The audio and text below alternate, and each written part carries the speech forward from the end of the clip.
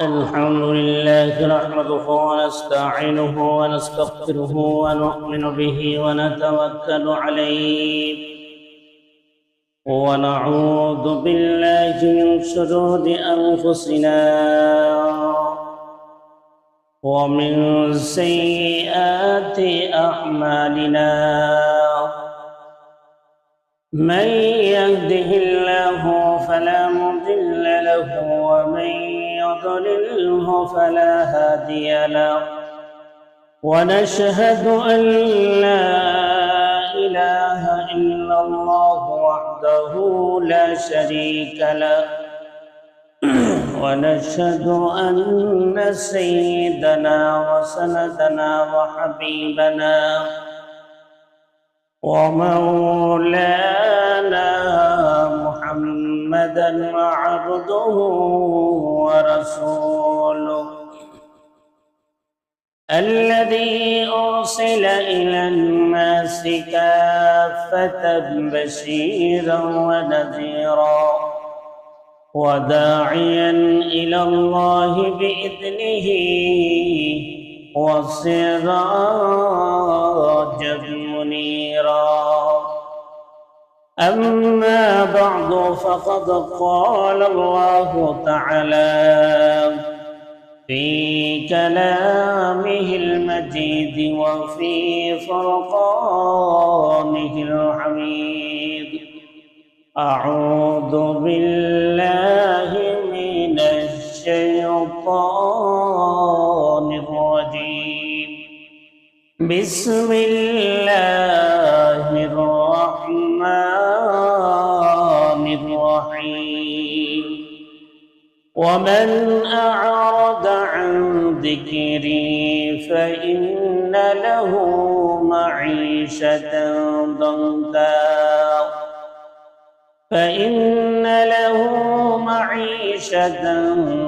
ضنكا ونحشره يوم القيامة أعمى قال رب لم حشرتني أعمى وقد كنت بصيرا قال كذلك أتتك آياتنا فنسيتها وكذلك اليوم تنسى صدق الله العظيم وقال رسول الله صلى الله عليه وسلم القرآن شافع ومشفع وماهل مصدق من جعل أمامه فادقه إلى الجنة ومن جعله خلف زهره ساقه إلى النار أو كما قال عليه الصلاة والسلام صلى الله على سيدنا ومولانا محمد وعلى آله وأصحابه وسلم محمد سैन वफ़ात तूने हम जो तेरी है ये जहाँ चीज़ है क्या लौह कलम तेरी है बलगल उला बिकमालिही कशफत दुजा बिजमालिही हसनत जमीअ ख़िसालिही सल्लल्लाहु अलैहि व आलिही तेरी दर पर हाथ पिलाता है जो तेरी दर पर हाथ पिलाता है जो पहलेता है वह हर मक़सूद को हम गुनाहगार और तो गफ्फार है हम गुनाहगार, और तो गफ्फार है मेरे आइबों से तू सत्तार है। हर घड़ी देने को तैयार है, हर घड़ी देने को तैयार है, जो न मांगे उसे तू बेजार है। सदका अपनी इज्जत इजलाल का, सदका पैगंबर का उनकी आल का, अपनी रहमत हम पे अब मबज़ूल करो, ये मुनाजात और दुआ मकबूल करो। আল্লাহ পাকের দরবারে অসংখ্য গণিত শুকরিয়া যে আল্লাহ তাআলা আমাদেরকে পছন্দ করে মহব্বত করে সবচেয়ে শান্তির জায়গা পৃথিবীতে আল্লাহর ঘর মসজিদে আমাদেরকে আসার তৌফিক দান করেছেন। এজন্য সকলে অন্তরস্থল থেকে শুকর আদায় করি, বলি আলহামদুলিল্লাহ। আমি আপনাদের সামনে পবিত্র কুরআন শরীফের সূরা তাহা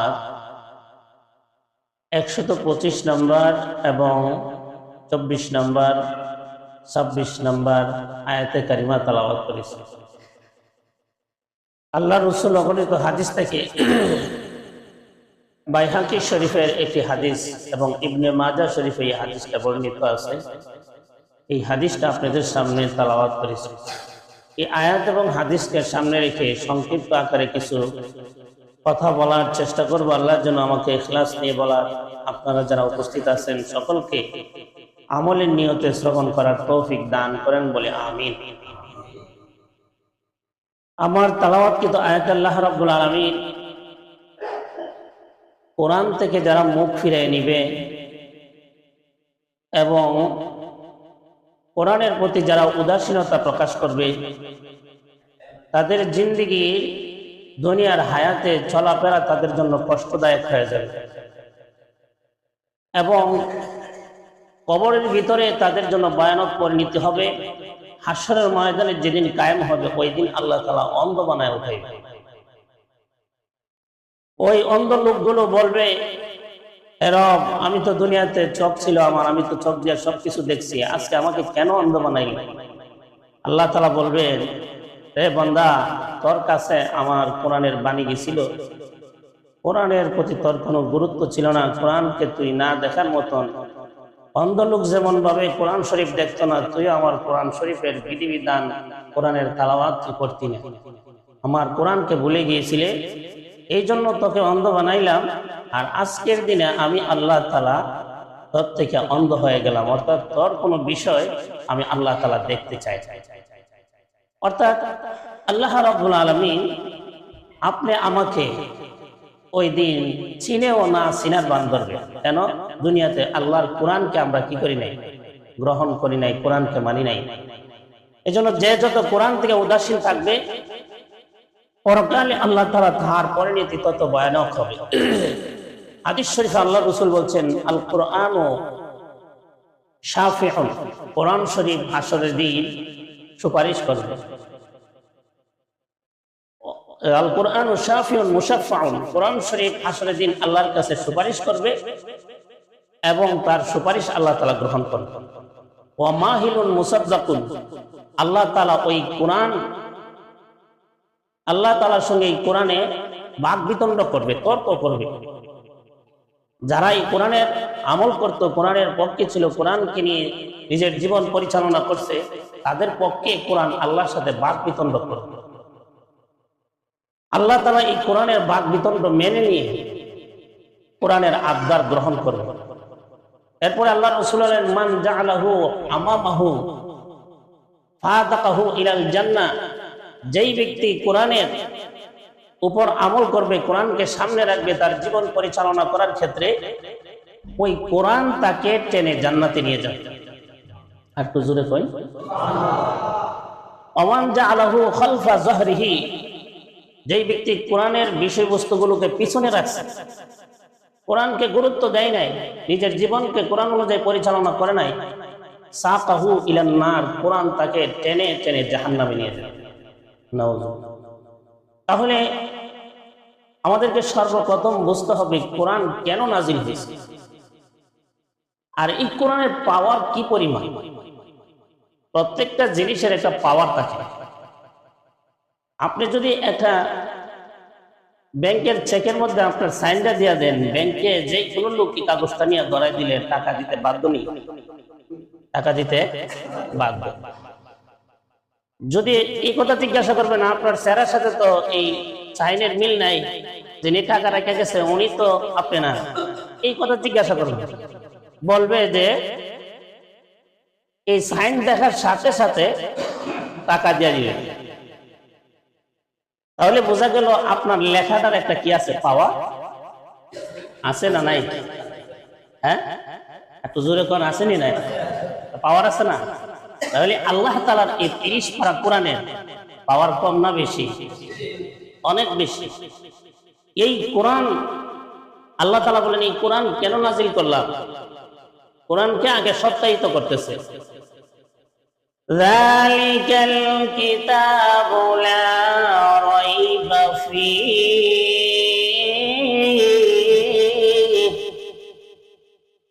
এই কোরআন তোমাদের কাছে যে বাণী কোরআন পাঠাইলাম, এটা কোনো সাধারণ কোনো কিতাব না, এটার কথা কোনো আলতু ফালতু কথা না বা অগ্রহণযোগ্য কোনো কথা না। এটার মধ্যে এই কোরআনের ভিতরে যত কথা আছে এর মধ্যে সবগুলো কথাই সত্য, কোনো সন্দেহ নাই। হুজুরে কোন সন্দেহ আছে? এরপরে আল্লাহ তাআলা বলতেছেন সন্দেহ যেহেতু নাই, কোরআনটারে পাঠাইলাম কেন? হুদাল লিল মুত্তাকিন,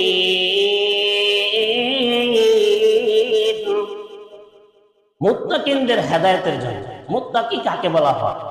যে আল্লাহকে ভয় করে, আল্লাহর শক্তিকে ভয় করে, আল্লাহর ক্ষমতাকে ভয় করে, সেই ভয় করার মাধ্যমে সঠিক পথে চইলা আল্লাহকে ভয় করে যে দুনিয়ার থেকে যেতে চায় তাকে বলা হয় মুত্তাকি। এরপর আল্লাহ তাআলা সংজ্ঞা দিতেছে আল্লাযীনা ইউমিনুনা বিল গায়বি ওয়া ইউকিমুনাস সালাত ওয়া মিম্মা রাযাকনাহুম ইউনফিকুন।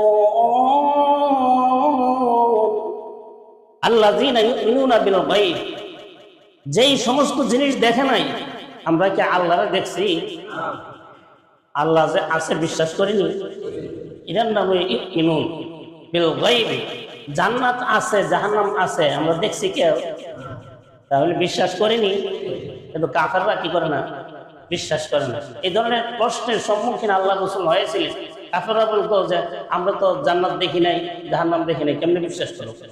এর সহজ দলিল হলো আমাদের নবী মেরাজে গেছে কিনা, জান্নাত দেখছে কিনা। আমরার বাবা আদম হাওয়া মা দুজন কই ছিল? জান্নাতে ছিল না? জান্নাত থেকে দুনিয়াতে পাঠাইছে। বাপ আর মা যদি টিকায় এবং মুরব্বী অর্থাৎ এলাকার সর্দার আর মা বাপ যদি বউ টিকায়, এই বউর ব্যাপারে আর কোনো কথা আছে? মা যদি বলে হ্যাঁ পছন্দ হয়েছে, বাপে যদি পছন্দ হয়েছে, ছেলের আর কোনো কি থাকে না, মত থাকে না। আমরা মা বাপ জান্নাত তাইক্কা দিতেছে। আমরা আখিরি জামানার পয়গম্বর বিশ্বনবী রাহমাতুল্লাহ আলাইহি জান্নাতে গিয়া ঘুরে ঘুরে দিতেছে। এরপরে আয়েশা বলতে জান্নাত আছে, জাহান্নাম আছে। এরপরে যে সন্দেহ করবে সে কি সুসন্তান না কুসন্তান? সে কি মুসলমান থাকবে না বেঈমান হয়ে যাবে? এই জন্য জান্নাত আছে, জাহান্নাম আছে, এইগুলো না দেখার পরও যারা বিশ্বাস করে আল্লাহ পাক বলেন তারাই হলো মুত্তাকি মুমিন। এরা এই কোরআনকে মানবে। কোরআনকে শুধু আল্লাহ তাআলা ওই শুক্রবারে ওয়াজ করবার লাগে নাযিল করছেন, আমরা কি করব? এরপরে মিলাদ কইরা হাদিয়া নিবার লাগে নাযিল করছে, আর প্রতিদিন 5 ওয়াক্ত নামাজ পড়বার লাগে কি কোরআন নাযিল করছে? কোরআন একটা মানুষের জীবনে যা প্রয়োজন। যদি বলেন আমি বাথরুমে গেলেও আমার কিছু সমস্যা আছে, এই সমস্যার সমাধান আছে।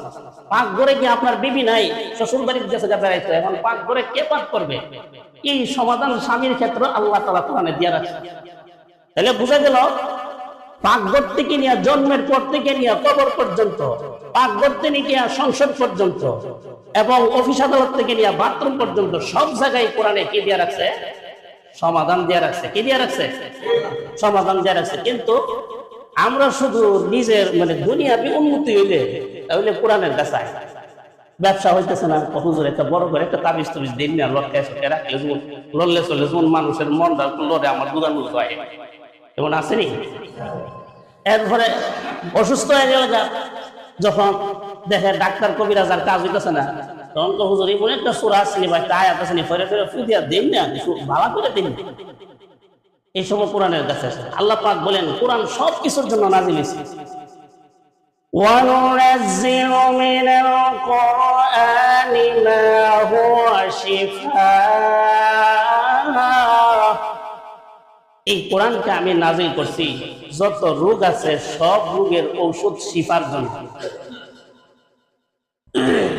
শিফাউন ওয়া রাহমাতুল লিল আলামিন, এবং বিশ্ববাসীর জন্য এই কোরআন হইল রহমত। কোরআন কি আল্লাহ বলতেছেন বিশ্ববাসীর জন্য, দুনিয়া হোক আখিরাত হোক যেখানেই থাকুক সকলের জন্য হইল কোরআন রহমত। আর আমরা কই আব্রাহাম লিঙ্কনের গণতন্ত্র হইল আমরা লেগে রহমত। যতদিন পর্যন্ত গণতন্ত্র প্রতিষ্ঠিত হবে না ততদিন পর্যন্ত এই দেশে শান্তির আশা করা যায় না, এরকম বক্তব্য রাজনীতিবিদরা দেয়নি। এরপরে যতদিন পর্যন্ত ধর্ম নিরপেক্ষতা এই দেশে বাস্তবায়িত হবে না ততদিন পর্যন্ত এই দেশে শান্তি আসবে না, এরকম বক্তব্য তো দেয়। সমাজতন্ত্র জাসদ বাসদ কাশি মাথা দেখছেন না, কাশি দেখো বেহা হয়ে গেছে, এমন কাশি মাথা এটা দেখো জাসদ, এটা হইল সমাজতন্ত্র। রাশিয়া থেকে এই সমাজতন্ত্রের থিওরি যে যতদিন পর্যন্ত সমাজতন্ত্র প্রতিষ্ঠিত হবে না ততদিন পর্যন্ত শান্তি আসবে না। এরা এই ধরনের বক্তব্য দিচ্ছে। আব্রাহাম লিঙ্কন গণতন্ত্র তৈরি করছে, আর কার্ল মার্কস লেনিন তারা তৈরি করছে সমাজতন্ত্র। সমাজতন্ত্র আর গণতন্ত্র দিয়ে আমরা বলতেছে বাঙালিদেরকে তোমরা দুইটারে মিলাইয়া একসাথে দেশ চালাও, তাহলে শান্তি আসবে। আর আল্লাহ তাআলা বলতেছেন কোরআন ছাড়া বিশ্ববাসী শান্তি পাবে। কার কথা সত্য? আর জোরে কয় না, কষ্ট লাগতেছে, বেজার? আল্লাহর কথা শুনে বেজার যে আল্লাহ এই কথাটা কইল কি লিগিয়া? কিন্তু আমরা মুসলমান সমাজের যুবক ভাইদেরকে বা রাজনীতিবিদদেরকে আমরা এই কথাটা বুঝাইতে পারতেছি যে দেখেন ভাই, গণতন্ত্র দিয়ে শান্তি আসবে না। এই গণতন্ত্রকে যেই যাবক এই দেশের মাটির নিচে ফুটে ফেলতে হবে। এই ব্যাপারে আপনারা একমত নেই? আবার তো গিয়া ভোট দেওয়া শুরু করে দিবেন, বললেন গণতন্ত্র গণতন্ত্র, এইবারের আন্দোলন গণতন্ত্রের প্রথম কুফরি মতবাদ হলো দেশের সার্বভৌমত্বের ক্ষমতার মালিক হইল জনগণ। সার্বভৌমত্বের অর্থাৎ এই দেশের যত বড় এরিয়া আছে এই এরিয়ার মালিক হইল জনগণ। নাউজুবিল্লাহ কইতেন না? এটা কি আপনারা বানাইছো? মাটি তল থেকে আপনারা তুলছো? পানি তো ভিতর থেকে যে পানি বাইরে হইতো আপনারা বাইর করছে? গ্যাস যে বাইরে হইতো আপনারা বাইর করছে? না ইন্ডিয়ার হারা বাইর করে দিয়ে গেছে? না কোনো ল্যাংটা সবাই করছে? তাহলে কে বাইর করছে? আল্লাহ তাআলা বলে ইন্নাল্লাহা আলা কুল্লি শাইইন কাদির। পৃথিবীতে যা কিছু আছে, আসমানের নিচে হোক আসমানের উপরে হোক, জমিনের নিচে হোক জমিনের উপরে হোক, এই সব কিছু সমস্ত কিছুর মালিক কে? আল্লাহ বলতেছেন সব কিছুর মালিক আমি আল্লাহ। আর গণতন্ত্রের থিওরি হইল যে সার্বভৌমত্বের মালিক হইল জনগণ। এই জাতের জনগণ যদি মালিক হয় আল্লাহর মালিকানা ছুটে যায়। যেখানে আল্লাহর মালিকানা সেখানে জনগণের মালিকানা দাবি করা এটা কুফরি মতবাদ। এরপর আল্লাহ তাআলা আরেক আয়াতের মধ্যে বলেন কুলিল্লাহুম্মা মালিকাল মুলক তুতিল মুলকা মান তাশা। আল্লাহ তাআলা এই রাজত্বের মালিক। কুলিল্লাহুম্মা মালিকাল মুলক, তিনি এই পৃথিবীর আসমান জমিন যা কিছু আছে না, আপনারা এই উত্তর ভারতের মালিক আপনারা? সব কিছুর মালিক কে? আল্লাহ। আল্লাহ যাকে ইচ্ছা তাকে ক্ষমতার আসনে বসায়, যাকে ইচ্ছা ক্ষমতার আসন থেকে নামায় দেয়।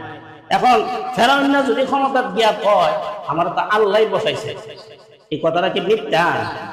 নজরে কই এই কথাটা মিথ্যা, কথা সত্য, কিন্তু আল্লাহ তারে বসায়া তারে চেক করতেছে, পরীক্ষা করতেছে, সে ক্ষমতা পায় আল্লাহর হুকুম মানে না। বলে বিল্ডিং তুল, মুসা কইছে আল্লাহ বলে আসমান পায় বড় করে উঁচা করে একটা বিল্ডিং তুল, মুসার আল্লাহর দেখা বলে। ফেরাউনের যখন দাওয়াত দিছে তুমি ইসলাম গ্রহণ করো, তখন ফেরাউন কার ইসলাম গ্রহণ করতাম? বলে এক আল্লাহ বিশ্বাসী করো। আল্লাহ কইতে এক সাত আসমানের উপরে আরশে। তখন ফেরাউন বলে এই কত ইট বানায় উঁচা করে বিল্ডিং তুল, টাওয়ার। খলিফা কি কাতারের না দুবাইয়ের কি টাওয়ার কয়টা রে? বুজ খলিফা নি আর টুইন টাওয়ার। বুজ খলিফা বানা, এটার উপরে উঠতে বুঝুন আল্লাহ আছে না না আছে। বুজ খলিফা বানাইছে বলে আল্লাহ তাআলা তোর রাগ অর্জন অত দেইরা আলাপ সালাপ তোরে একটু সাইজ করে লিখি। তো বিল্ডিং বানায় চাঁদের উপরটা আল্লাহর সাথে দেখা করবো, আল্লাহরে মানে গালি দিব। এর আগে আল্লাহ তো তারে পানির চুবাই মারার দোহা আল্লাহ মারছেনি। এখন ক্ষমতা বয়সিন বলা কেডা বয়সি, আবার পানির চুবাই মারে বলা কে মারছে? আল্লাহ তোমার ক্ষমতা বইল, আবার তোমারই চুবাই মারলো কেড়ে? মত ভালো মানুষ।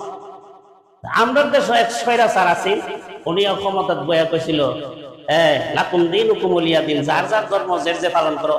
কাদ্যানীরা হেরার ধর্ম হেরা পালন করো, তুমি মোল্লা মুলবিরা দেশটা যেটা অরাজকতা সৃষ্টি করছে। আমরা কথা ছিল কাদিয়ানীরা কাদিয়ানী ধর্ম হিসাবে ঘোষিত হয়ে থাকুক, মুসলমান পরিচয়ে তারা থাকতে পারে না, এটা আমাদের দাবি ছিল। এই দেশে খ্রিস্টান থাকে, হিন্দু থাকে, বুদ্ধ থাকে, তারা তাদের ধর্ম অনুসরণ করে চলে, ধর্ম তাদের ধর্ম আলাদা। কিন্তু মুসলমান নাম দিয়া গোলাম মোহাম্মদ কাদিয়ানীকে নবী মাইনা এই দেশে থাকবে, এই দেশের মুসলমানরা মানতে পারবে? এই দাবিটা আমরা করছি। কিন্তু সরকারে সংসদ দাঁড়ায় করেছে যার যার ধর্ম যে যে পালন করে। আর হেরা যদি ধর্ম না পালন করে তাহলে আল্লাহ তো বিচার করে। তাহলে দেশের লোক যে সময় অপরাধ করে এই সময় কথা কইতে পারো না যে আল্লাহ বিচার করবে। শেখ মুজিব যে সময় গালি দেয়, হ্যাঁ শেখ হাসিনার যে সময় গালি দিছিল এই সময় এই কথা কইতে পারলাম না যে আল্লাহ তো বিচার করে। আল্লাহর ক্ষেত্রে, রসুলের ক্ষেত্রে, ইসলামের ক্ষেত্রে হইলে আল্লাহ বিচার করবো। আর তোমার বাপরে গালি দিলে, তোমার গালি দিলে, তোমার মা বাপ তোমার বংশরে গালি দিলে, তোমার মুক্তিযোদ্ধার চেতনার বিরুদ্ধে কথা বললে, তথাকথিত মুক্তিযোদ্ধার চেতনার বিরুদ্ধে কথা বললে, তুমি 24 ঘন্টার ভিতরে তাকে গ্রেফতার করে আইনের আওতা নিয়ে বিচার শুরু করো। এই সময়ই কথা বলতে না যে আল্লাহ বিচার করবো। এর অর্থ হলো ডাল মে কুছ কালা হ্যায়, ডাল মে কুছ কালা হ্যায়, মানে আমার পক্ষে হইলে আইন আর আপনার পক্ষে হইলে এর উপরে ফুটা লাগাই দিব গায়ে। এই জালেম সংসদে দাঁড়ায় বলছিল আল্লাহ আমাকে, আর আয়াত পড়ছে কোরআনের, কুলিল্লাহুম্মা মালিকাল মুলক তুতিল মুলকা মান তাশা ওয়া তানজুল মুলকা মিম্মান তাশা ওয়া তুইজ্জু মান তাশা ওয়া তুযিল্লু মান তাশা। এটা হলো কোরআন শরীফের আয়াত। সংসদে দাঁড়ায় এই আয়াত করে বলতেছে বুখারী শরীফের হাদিস। কোন শরীফের হাদিস? এটা হলো কোরআনের আয়াত, বলতেছে বুখারী শরীফের হাদিস। তাই কি মূল জানাটা জানে ইসলাম সম্পর্কে। এখন আমরা ধর্ম নিয়ে বলে আমরা রাজনীতি করি যে বুখারী শরীফের হাদিস সংসদ, এটা কি ইসলামী সংসদ? এই রাষ্ট্র কি কোরআন দিয়া চলে? তাহলে সংসদ দাঁড়ায় জেনে কোরআন শরীফের আয়াত করে তুমি জেনে বললা বুখারী শরীফের হাদিস। ধর্ম নিয়ে রাজনীতি হয়েছে না, ধর্মের বাণী নিয়ে কথা বলছো না। আর আমরা ধর্মের বিষয়ে কথা বলি যে তোমরা ধর্মের বিষয়ে আইসা নাক গলায় না। ধর্মীয় বিষয়ে কথা বলতে হলে ধর্মীয় যোগ্যতা নিয়ে আসবা, ধর্মীয় বিষয়ে কথা বলতে হলে ধর্মের জ্ঞান নিয়ে আসবা। এইটা না করে তুমি ওই ফুটপাতের ক্যাম্পাসের ব্যবসায়ী MBBS এর মতন যখন তুমি স্লিপ দেওয়া শুরু করবা, তুমি যখন রুগী দেখা শুরু করবা, তখন তোমার বিরুদ্ধে যারা MBBS ডাক্তার তারা অবশ্যই প্রতিবাদ করবে না? তাহলে তুমি ফুটপাতের একজন ক্যাম্পাসের ডাক্তার, ক্যাম্পাসের ওষুধ বিক্রেতা, তুমি যখন MBBS এর পদ দাবি করবা, তুমি একজন রাজনীতিবিদ, তুমি যখন ধর্মের বিষয়টাই না কথা বলবা, তখন তোমাকে এই দেশের আলেমরা ছাড় দিয়ে কথা বলবে না। আলেমরা তাদের সঠিক কথাগুলো বলে যেতে হবে। এই জন্য আমি যে কথাটা বুঝাতে চাইছিলাম, কোরআন শুধু মিলাদ করার জন্য, শুধু ওয়াজ করার জন্য নাজিল হয় নাই। কোরআন নাজিল হয়েছে সমস্ত রোগের ওষুধের চিকিৎসা করার জন্য। ভাই আমার, দুনিয়াতে কোন মানুষ যদি কঠিন থেকে কঠিন রোগে আক্রান্ত হয়ে যায়, কোন ডাক্তার, এই দুনিয়ার কোন ডাক্তার চিকিৎসা করার মতন ক্ষমতা নাই। একটা লোককে যদি জিনে ধরে ফেলে, জিনে বর করে ফেলে, এই লোকটাকে দুনিয়ার চিকিৎসক বা দুনিয়ার শিক্ষিত ডাক্তার একবারে পাটার মধ্যে ফেসা যদি বর্তা করে তাকে খাওয়ায়া দেওয়া হয়, যত ধরনের চিকিৎসা, যত ধরনের মেশিন দিয়া পরীক্ষা করা হয়, তথাপি এই রোগীকে বালা করা সম্ভব না। আপনারা কি বালা করতে পারবো? কিন্তু আল্লাহ রাব্বুল আলামিন এই কোরআনের ভিতরে এত অ্যাকশন দেখেছেন। এই কোরআনের মধ্যে সূরাতুল জিন নামক একটা সূরা আছে। এই সূরাটা 40 বার তেলাওয়াত করলে যেই জিনে তার উপরে আসর করেছে ওই জিন আইসা হাজির হয়ে যাবে। এই জিনটা যদি নাও হাজির হয়, উপস্থিত না হয়, জিনদের যে লিডার আছে, নেতা আছে, সে উপস্থিত হয়ে যাবে। উপস্থিত হয়ে বলবে কি সমস্যা, কেন ডাকছেন? তখন তাকে বলে দেওয়া হয়, আমার অমুক লোকটাকে, আমার অমুক রোগীটাকে তোমার দলের, তোমার অধীনস্থ এক জিন তার ক্ষতি করতেছে, তাকে ধরে এনে দাও। তখন দেখা যাবে 24 ঘন্টার ভিতরে ওই দুষ্ট জিনকে ভালো জিন আইনা হাজির করে দিবে। দেওয়ার পরে আল্লাহ তাআলা পবিত্র কোরআনের ভিতরে এমন কিছু আয়াত রাখছেন যেগুলো পড়ার সাথে সাথে অপরাধী জিনের শরীরে আগুন ধরে যাবে। তখন সে হাত পা উজ্জ্বল করে মাপ চাইতে থাকবে আর বলবে, জিন্দেগিতে কোনোদিন তার শরীরে আমি আসর করব না। এই চিকিৎসাটাও একমাত্র কোরআন দিতে পারবে, কোনো ডাক্তার কবিরাজ দিতে পারবে না। তাহলে বোঝা গেল কোরআন চিকিৎসার জন্য কি হয়েছে? নাজিল হয়েছে নাকি না? আমার বোধহয় মিলাদ করবার লাগে নাজিল হয়েছে। কোরআন চিকিৎসার জন্য নাজিল হয়েছে।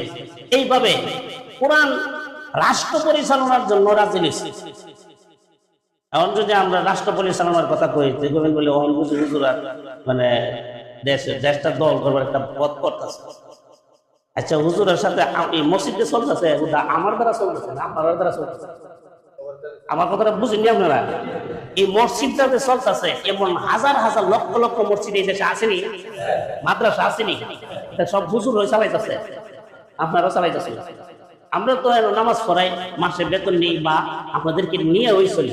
এর মাঝে কি এই মসজিদে যতজন নামাজ পড়তেছেন সবাই হুজুর? হুজুরও তো আছেন না? তাহলে সবাই নিয়ে ওই তো এই মসজিদরা চলে নাকি? সবাইকে নিয়ে চলে না এই মসজিদরা?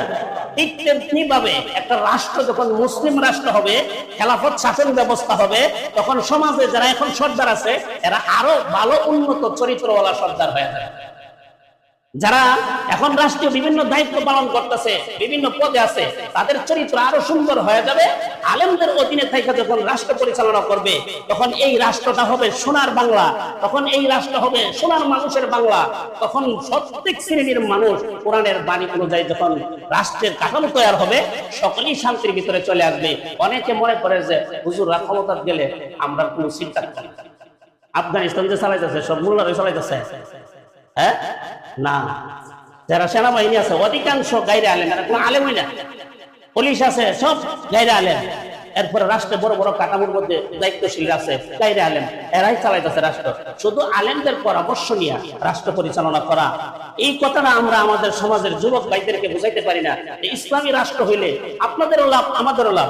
এই জন্য ইসলামী রাষ্ট্র কায়েম করতে গিয়া আমাদের যা যা করার তা করাতে আমরা রাজি আসেনি নাই। আর একটু জোরে কই। এখন রাজি থাকলে সামনে একটা সুযোগ আছে। একটা লোক 17 বছর ধরে লন্ডনে থাকে, লন্ডন তার বাড়িও নাই, তার বাপ কইলে সম্পদও নাই, তার নিজস্ব ব্যবসাও নাই। ওনার বেজারে বেন কইতাছি যে নিজস্ব বাড়ি নাই, নিজস্ব গাড়ি নাই, বাপ কইলে সম্পদ নাই, ব্যবসা নাই, চাকরি নাই, 17 বছর ধরে ভিআইপি পরিবেশে সে বসবাস করে। এই টাকাগুলো পাইলে কইছে, এই টাকাগুলো দেশের জনগণের, ব্যবসায়িকদের, শিল্পপতি প্রতিষ্ঠানের টাকা, জনগণের সম্পদ লুট করে একশো নিয়ে লয়ে গেছে ইন্ডিয়া, আর হিসুরে নিতে আগে লন্ডন। হ্যাঁ, এখন এই জন্য আপনারা এতটুকু বুঝেন, 16 বছর 17 বছর ধরে সে লন্ডন থাকতেছে, এই টাকাগুলো কই পাইল? আর এখন যে লোক গেল ইন্ডিয়া যে থাকতেছে, এই টাকাগুলো কইতে নিল? এটা আমার দেশের সম্পদ। সুতরাং আমরা চোর যদি না চিনতে পারি, আমাদের কপালে শান্তি আসবে না, সম্পদ যাইব গা। আল্লাহ তাআলা আমাদের সকলকে হ্যাঁ একটু সুযোগ কথা বলবেন। আচ্ছা, যাই হোক, তাহলে আমরা এই জিনিসটা বুঝতে হইব। আমরা এখন থেকে সচেতন থাকি। আল্লাহ তাআলা আমাদের সকলকে তৌফিক দান করুন। আমার আইনাল স্বামী ভাই কিছু কথা বলবো, আপনারা শুনেন।